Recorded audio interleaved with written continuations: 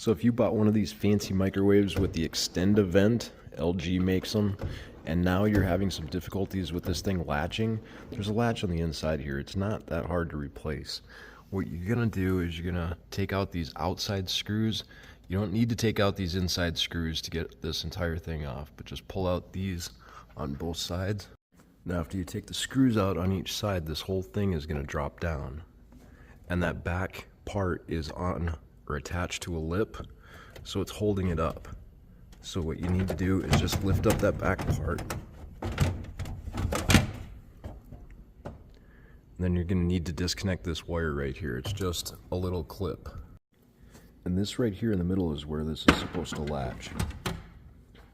So if you push this back, it's supposed to latch right there. This little piece of metal goes into this clamp, and that will click on and off.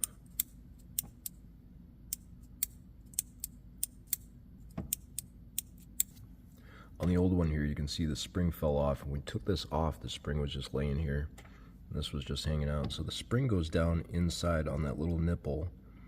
And then there's that little piece of metal, that little band in there.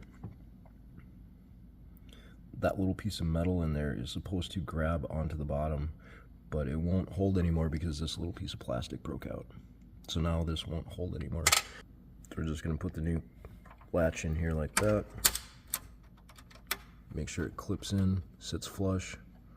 Now this is gonna snap in and out now. That's all it takes. So now we can test it, and it latches. So now that it's functioning again, we're just gonna stick this back up on here, put the light back on, attach that, put these screws back up on here. Now this is heavy. Again, this back sits on the back up here. So you see those little latches? That's where this hood sits on top of. If you want to get it hanging up there, that'll help you hold it up, and then you can attach your light and put your screws back in right here.